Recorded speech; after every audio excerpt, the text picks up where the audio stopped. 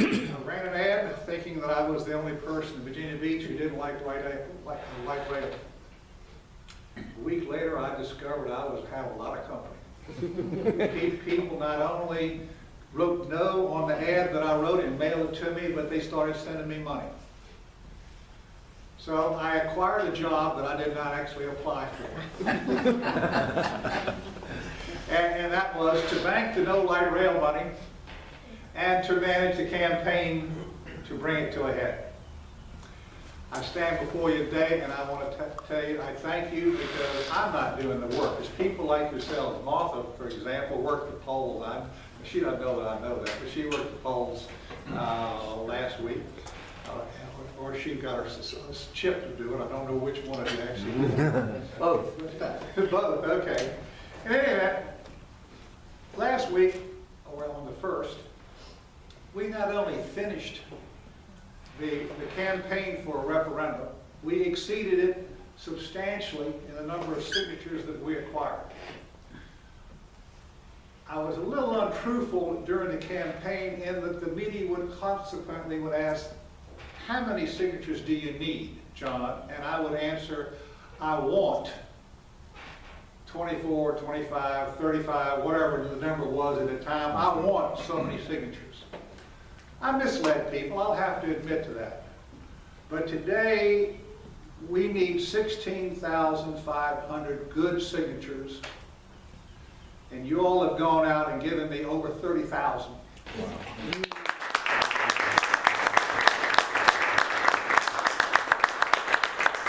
There should be no question in anybody's mind that the citizens of this city want a referendum. No, we don't want light rail, that's what we want. Well, the first thing is the referendum, and I have got that. I'm telling you, phase 1 of this campaign is over with. We've got the signatures. I will be filing them, I think, this coming Wednesday. I have one process that I must do before I do that, and that's to digitize them or scan them into a computer file. I don't know how long it's going to take, but I've got roughly 3,000 pieces of paper that have to be scanned front and back. It has to be called into a computer file. Until that's done, I cannot file. But we will be filing. The extra work, I wasn't totally truthful, but believe me, the work that you all did paid off. City Council now is trying, those who were quiet on the subject of light rail before, now trying to run to get under the umbrella. One of them was in my office yesterday. I won't say who she was. Must not have been a man. This is what comes with 38 years in politics. In any event, I won't say who she is, but she's been for a referendum for a long time. So I explained to her, because she's made no public statements to that effect, she's on the pro-light rail side. Yeah. Bottom line, there's 8 of them, she's one of them, and if something's going to change, they're going to have to change it, not me. Now that they're under the light rail, they're discussed under the umbrella, we're trying to get under the umbrella, they want to have their own question. Well, and the purpose was to seek some kind of a compromise between our efforts and the council's efforts to get under the umbrella.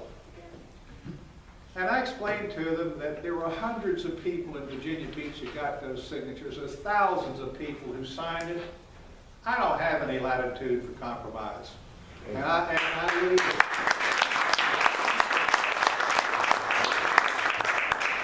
wouldn't even think to let that idea that there's a compromise, a possibility, to even last 1 minute. You all have done the work. It's there. It's going to get filed. There's going to be a question on the ballot next year, and should the city of Virginia Beach spend local funds to extend light rail from Norfolk to Town Center, Virginia Beach? I think that's it verbatim. I hope I remembered it correctly. In any event, that's going to happen. With that, will almost bring to an end the campaign. I have a public debate at Princess Anne, Failure Trinity Presbyterian Church at 7 o'clock on the 17th of March. I will be debating one of the attorneys who was given a guest editorial in the pilot maybe 5 or 6 weeks ago. I have probably been reading the guest editorials in the pilot with more closer interest than most. I honestly believe they're all written by the same person. I do.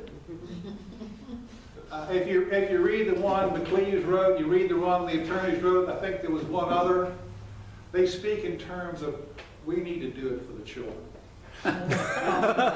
Millennium. And of course, the children are the yo-yo kids. That's what the millennials are nicknamed. They've gone to college, they can't get jobs, they're back home living with their parents. They got degrees that they couldn't earn a living with. I know. All right? So we got to do it for the children. We got to do it because, you know, we want to redevelop Virginia Beach. Basically, the reasons that they want light rail have absolutely nothing to do with necessity, convenience, economic feasibility. It has to do with attempting to placate a few developers. And they have put the crosshairs on this development on what I call one of the most valuable pieces of real estate today in Virginia Beach, and that's the Cleveland Street area. There are hundreds of small businesses in that area that actually receive synergy because there are other small businesses in the area. If you want to get something done or buy some kind of a small part, you can probably go into that area and get it. If you need a service, you can go in that area and probably get it. Cities our size have to have areas like this. But this one happens to be strategically located in the center of Tidewater. So it's functioning Chesapeake, Norfolk, or serving Chesapeake, Norfolk, Virginia Beach. It's a good area. It's valuable. The city at one time had goals to try to increase its real estate, its commercial real estate tax base. Well, they just reversed that by putting the crosshairs on Cleveland Street in that area. It's called the Euclid subdivision, if I remember correctly. They want to make it residential. They want to make it multi-use. It may sound good, but their model for this use of public transportation to recreate redevelopment has never been used anywhere in this country. They can't point to any place where it's worked, where anyone's even trying it. Consequently, I think it's a dead idea. I will be expanding on that in the next campaign, which is to get it voted down. I've got the debate on the 17th. My next move is, and I will run add the beacon on this one. I would like to have an old-fashioned 1960 style college protest march on City Hall on the 5th of April. Got to be careful. Council controls inside the building. If I look around, we're all too damn old to be arrested with the cops. But my point is, if we can, Ed Brickell fought city council once with about 200 teachers on the lawn. It was very successful. My theory is, okay, let's see if we can do Ed Brickell one better. And have 300, maybe 400 people there. That's reaching a little bit because it's after 5 o'clock in the afternoon. People have jobs. But I want to try. And our purpose is to have a rally. Let city council realize that all the TV cameras are downstairs, not upstairs. And that there are people who are vehemently against light rail. After the 5th, my initial campaign will be over with. That's what I'm declaring. The 5th is the end of the referendum campaign. That That being the case, I have started to create a committee to eliminate or to get the votes necessary to show the council that we don't want light rail. I will be loosening the reins a little bit, and you'll find other people taking hold and managing it more than I will be. I have things I need to do. I won't be far away, don't get me wrong, but I mean, the people that I pass once along to are well motivated. And I think we'll pass muster as far as leadership is concerned and ability to raise money. While we're on the subject of money, I would anticipate the pro-light rail people spending in $500,000 plus against our campaign. I also anticipate the city of Virginia Beach, the 8, spending probably $500,000 themselves of taxpayers' money to help get it passed. So when you look at those two numbers, you realize that we're at a disadvantage, except we got the facts on our side. We got the truth. We should have the ability to create a email database that I'm building that will give us cheap access to 25, 30, 40, 50,000 people. It can't get to be too big. And I'm of the assumption that if John Atkinson sends a person an email, that they're preconditioned to open my mail.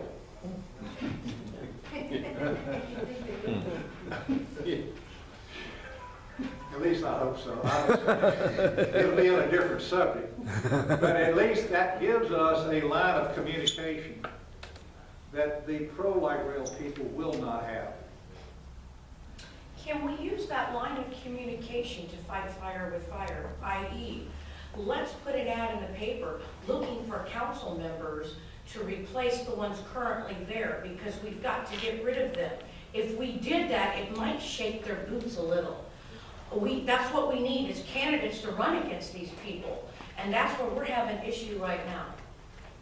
Well, that's the political fact of life. Unfortunately, in my personal opinion, I want to stay out of that one.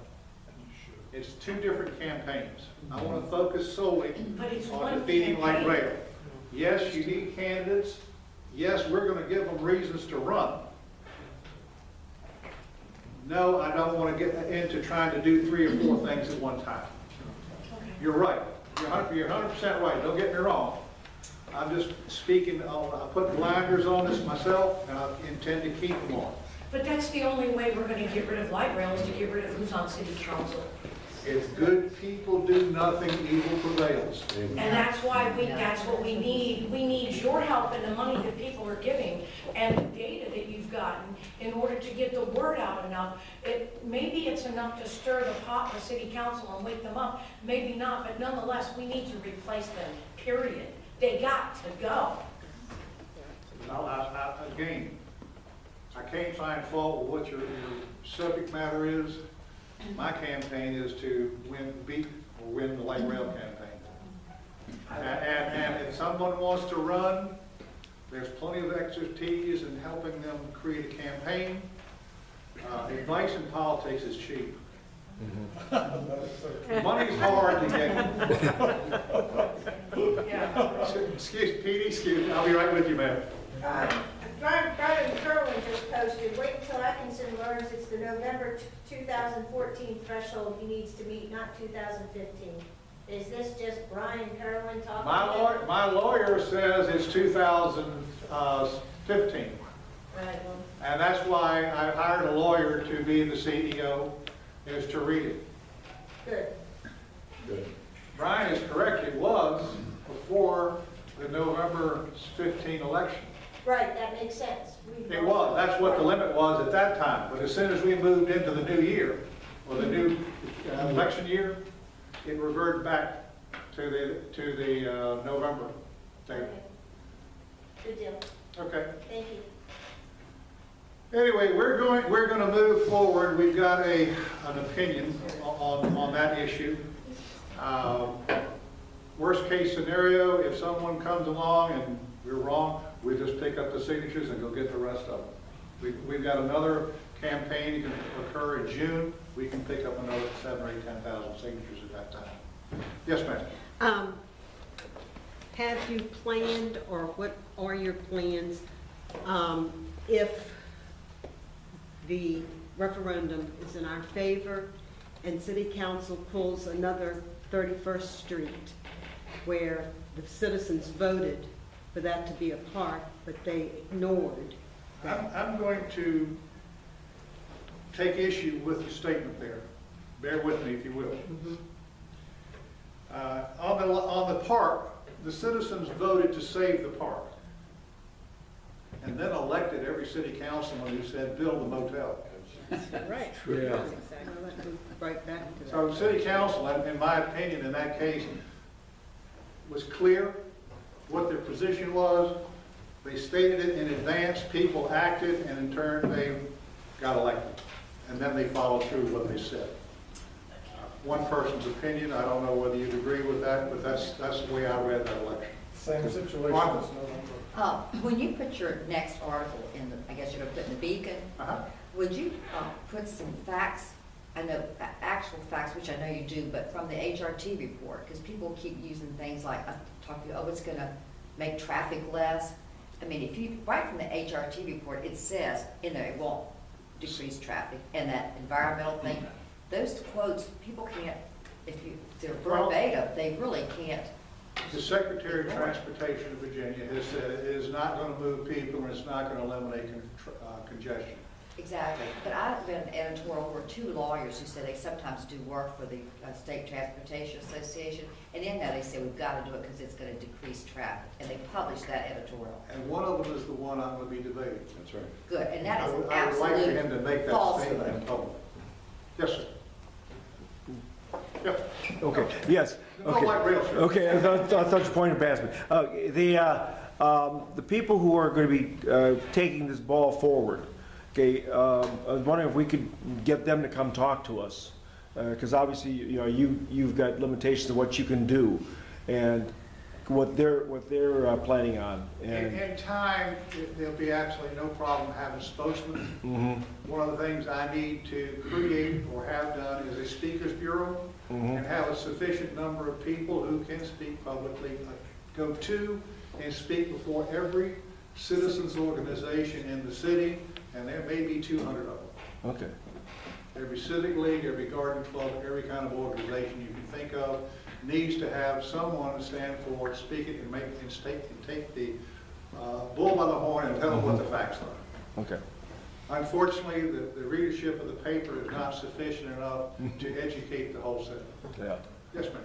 What are the odds that Bobby Dyer and group with this other referendum that they want can get theirs on? And if that is the case, which would be on the ballot first? Ours that is clear and concise, or another one of the masked referendums? I think I referred to it as cycle battle yesterday when I talked to him.